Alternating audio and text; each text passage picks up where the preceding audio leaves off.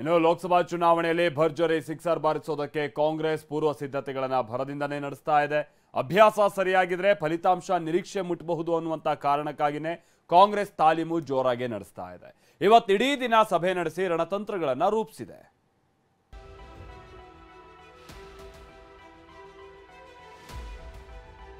ನೂತನವಾಗಿ ಆಯ್ಕೆಯಾಗಿರಂತ ನಮ್ಮ ಕಾರ್ಯಾಧ್ಯಕ್ಷಗಳಿಗೆ ಮತ್ತು ಪದಾಧಿಕಾರಿಗಳಿಗೆ ಹೇಳೋದಿಷ್ಟೇ, ನನಗೆ ರೂಮ್ ಕೊಡಿ, ನನ್ನ ಕಾರ್ ಕೊಡಿ ಅಂದ್ರೆ ನೀವು ಯಾರು ಮಾಡಕ್ ಹೋಗ್ಬೇಡಿ. ಯಾರು ನಿಮ್ ರೂಮು ಕೊಡುದಿಲ್ಲ, ಕಾರು ಕೊಡುದಿಲ್ಲ. ನೀವು ಕೋಆರ್ಡಿನೇಟ್ ಮಾಡಬೇಕು, ಅಲ್ಲಿ ಲೀಡರ್ಗಿರಿ ಮಾಡೋಕ್ಕಲ್ಲ.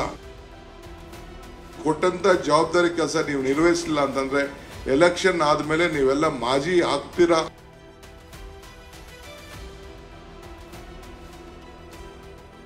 ಲೋಕ ಅಖಾಡ ಗೆಲ್ಲೋಕೆ ಕಾಂಗ್ರೆಸ್ ಮ್ಯಾರಥಾನ್ ಮೀಟಿಂಗ್. ಮುಖಂಡರು, ಅಭ್ಯರ್ಥಿಗಳು, ಪದಾಧಿಕಾರಿಗಳಿಗೆ ಸಿಎಂ ಡಿಸಿಎಂ ಪಾಠ. 20 ಸ್ಥಾನ ಗೆಲ್ಲೋಕೆ ಭಾರೀ ರಣತಂತ್ರಗಳನ್ನೇ ಹೆಣೆಯುತ್ತಿರೋ ಕಾಂಗ್ರೆಸ್ ಇವತ್ತು ಇಡೀ ದಿನ ಮ್ಯಾರಥಾನ್ ಸಭೆ ನಡೆಸಿತು. ಸಿಎಂ ಸಿದ್ದರಾಮಯ್ಯ, ಡಿಸಿಎಂ ಡಿಕೆ ಶಿವಕುಮಾರ್ ನೇತೃತ್ವದಲ್ಲಿ ಕೆಪಿಸಿಸಿ ಕಚೇರಿಯ ಭಾರತ್ ಜೋಡೋ ಭವನದಲ್ಲಿ ಸಭೆ ನಡೆಸಲಾಯಿತು. ಎರಡನೇ ಹಂತದ ಚುನಾವಣೆ ನಡೆಯುವ 14 ಕ್ಷೇತ್ರಗಳ ಮುಖಂಡರು, ಅಭ್ಯರ್ಥಿಗಳು, ನೂತನ ಕೆಪಿಸಿಸಿ ಕಾರ್ಯಾಧ್ಯಕ್ಷರು, ಪ್ರಚಾರ ಸಮಿತಿ ಅಧ್ಯಕ್ಷರು, ಮಹಿಳಾ ಪದಾಧಿಕಾರಿಗಳು, ನೂತನ ಪದಾಧಿಕಾರಿಗಳು, ಹಾಸನ ಜಿಲ್ಲಾ ಮುಖಂಡರು, ಬೆಂಗಳೂರು ಕೇಂದ್ರ ಲೋಕಸಭಾ ಕ್ಷೇತ್ರದ ನಾಯಕರ ಜೊತೆ ಸಮಾಲೋಚನೆ ನಡೆಸಿದ್ರು. ಪದಾಧಿಕಾರಿಗಳ ಸಭೆಯಲ್ಲಿ ಖಡಕ್ ಆಗಿ ಮಾತನಾಡಿದ ಡಿಸಿಎಂ ಡಿಕೆ ಶಿವಕುಮಾರ್, ಚುನಾವಣೆಯಲ್ಲಿ ಕೆಲಸ ಮಾಡಬೇಕು, ಕೆಲಸ ಮಾಡದಿದ್ರೆ ಚುನಾವಣೆ ಮುಗಿದ ಮೇಲೆ ಮಾಜಿಗಳಾಗ್ತೀರಾ ಅಂತ ವಾರ್ನಿಂಗ್ ಕೊಟ್ರು. ಹಾಗೆ ನಾನು ಎಷ್ಟು ದಿನ ಈ ಸ್ಥಾನದಲ್ಲಿ ಇರ್ತೀನೋ ಗೊತ್ತಿಲ್ಲ, ಕೆಲಸ ಮಾಡಿ ಅಂತ ಸೂಚನೆ ಕೊಟ್ರು. ನೂತನವಾಗಿ ಆಯ್ಕೆಯಾಗಿರಂತ ನಮ್ಮ ಕಾರ್ಯಾಧ್ಯಕ್ಷಗಳಿಗೆ ಮತ್ತು ಪದಾಧಿಕಾರಿಗಳಿಗೆ ಹೇಳೋದಿಷ್ಟೇ, ನಿಮ್ಮ ನಿಷ್ಠೆ, ಪ್ರಾಮಾಣಿಕೆ, ಜವಾಬ್ದಾರಿ ಬರೀ ವಿಸಿಟಿಂಗ್ ಕಾರ್ಡ್ ಇಟ್ಕೊಂಡಾದ್ರೆ ನೀವು ಹೋಗಿ ಟೈಮ್ ಕೊಟ್ಟಂತ ಜವಾಬ್ದಾರಿ ಕೆಲಸ ನೀವು ನಿರ್ವಹಿಸಲಿಲ್ಲ ಅಂತಂದ್ರೆ ಎಲೆಕ್ಷನ್ ಆದ್ಮೇಲೆ ನೀವೆಲ್ಲ ಮಾಜಿ ಆಗ್ತೀರಾ ಅನ್ನೋದು ಕೂಡ ನಿಮ್ಮ ತಲೆಯಲ್ಲಿ ಇರಬೇಕಾಗ್ತದೆ.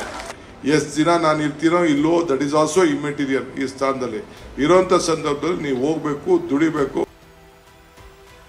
ಬಹಿರಂಗ ಸಭೆಗಳ ಜೊತೆಗೆ 14 ಕ್ಷೇತ್ರಗಳ ಮುಖಂಡರ ಜೊತೆಗೆ ಸಿಎಂ ಡಿಸಿಎಂ ಚರ್ಚಿಸಿದ್ರು. ಸಭೆಯಲ್ಲಿ ಏನೆಲ್ಲ ಚರ್ಚೆ ಆಯ್ತು ಅಂತ ನೋಡೋದಾದ್ರೆ, ಎರಡನೇ ಹಂತದ ಚುನಾವಣೆ ನಡೆಯುವ ಮುಖಂಡರ ಜೊತೆ ಸಭೆ ನಡೆಸಿದ ಸಿಎಂ ಡಿಸಿಎಂ ಅಸಮಾಧಾನಿತರ ಮನವೊಲಿಸಿಕೊಳ್ಳಿ ಅಂತ ಸಚಿವರು ಅಭ್ಯರ್ಥಿಗಳಿಗೆ ಕಿವಿಮಾತು ನೀಡಿದ್ರು. ಒಬ್ಬರಲ್ಲ, ಒಟ್ಟಾಗಿ ಕರೆದುಕೊಂಡು ಹೋಗಿ, ವಿರೋಧ ಕಟ್ಕೊಳ್ಬೇಡಿ, ವೈಮನಸ್ಸು ಬಿಟ್ಟು ಸಮಾವೇಶ ಆಯೋಜಿಸಿ, ಪ್ರಚಾರ ಮಾಡಿ, ಹೆಚ್ಚು ಜನರಿಗೆ ಗ್ಯಾರಂಟಿ ತಲುಪುವಂತೆ ನೋಡಿಕೊಳ್ಳಿ ಅಂತ ಸಲಹೆ ಕೊಟ್ಟರು. ಇಷ್ಟೇ ಅಲ್ಲ, ಆಪರೇಷನ್ ಹಸ್ತ ಚುರುಕುಗೊಳಿಸಿ ಅಂತ ಎರಡನೇ ಹಂತದ 14 ಕ್ಷೇತ್ರಗಳ ಮುಖಂಡರಿಗೆ ಸಿಎಂ ಡಿಸಿಎಂ ಸೂಚನೆ ಕೊಟ್ಟಿದ್ದಾರೆ. 20 ಸೀಟ್ ಗೆಲ್ಲಲು ಪ್ರತಿಯೊಂದು ಮತವೂ ಮುಖ್ಯವಾಗಿರುತ್ತೆ. ಹೀಗಾಗಿ ಸ್ಥಳೀಯ, ರಾಜ್ಯ ಮಟ್ಟದಲ್ಲಿ ಯಾರ್ಯಾರು ಬರ್ತಾರೆ ಸೇರಿಸಿಕೊಳ್ಳಿ ಅಂತ ಕರೆ ಕೊಟ್ಟಿದ್ದಾರೆ. ಇನ್ನು ಇದೇ ಸಭೆಯಲ್ಲಿ ಲಂಬಾಣಿ ಸಮುದಾಯದ ನಾಯಕರು ನಮ್ಮ ಸಮುದಾಯವನ್ನ ಕಡೆಗಣಿಸಲಾಗ್ತಿದೆ ಅಂತ ಗರಂ ಆಗಿದ್ದಾರೆ. ಸಚಿವ ಸ್ಥಾನ, ಲೋಕಸಭೆ ಟಿಕೆಟ್, ನಿಗಮ ಮಂಡಳಿ ಸ್ಥಾನ ನೀಡಿಲ್ಲ, ಪ್ರಚಾರಕ್ಕೆ ಹೋದ್ರೆ ಜನ ಪ್ರಶ್ನೆ ಮಾಡ್ತಾರೆ ಅಂತ ಪಿಟಿ ಪರಮೇಶ್ವರ್ ನಾಯಕ್, ಪ್ರಕಾಶ್ ರಾಥೋಡ್ ಪ್ರಶ್ನಿಸಿದ್ದಾರೆ. ನಾಯಕರ ಈ ಪ್ರಶ್ನೆಗೆ ಸಿಎಂ ಡಿಸಿಎಂ ಗರಂ ಆಗಿದ್ದಾರೆ. ರುದ್ರಪ್ಪ ಲಮಾಣಿ ಅವರನ್ನ ವಿಧಾನಸಭೆಯ ಉಪಾಧ್ಯಕ್ಷರನ್ನಾಗಿ ಮಾಡಿದ್ದೇವೆ, ಭೀಮಾ ನಾಯಕರನ್ನ ಕೆಎಂಎಫ್ ಅಧ್ಯಕ್ಷರನ್ನಾಗಿ ಮಾಡಿದ್ದೇವೆ. ಈ ಸಭೆಯಲ್ಲಿ ಇದನ್ನೆಲ್ಲ ಮಾತನಾಡುವುದು ಸರಿಯಲ್ಲ, ಲೋಕಸಭೆ ಬಗ್ಗೆ ಮಾತನಾಡಿ ಅಂತ ಸಿಎಂ ಡಿಸಿಎಂ ಕ್ಲಾಸ್ ತೆಗೆದುಕೊಂಡಿದ್ದಾರೆ. ಲೋಕಸಭೆ ಚುನಾವಣೆ ಹೊತ್ತಲ್ಲಿ ಕಾಂಗ್ರೆಸ್ ಆಪರೇಷನ್. ಇನ್ನು ಲೋಕಸಭೆ ಚುನಾವಣೆ ಹೊತ್ತಲ್ಲಿ ಬಿಜೆಪಿ ಜೆಡಿಎಸ್ ಮುಖಂಡರಿಗೆ ಕಾಂಗ್ರೆಸ್ ಗಾಳ ಹಾಕಿದೆ.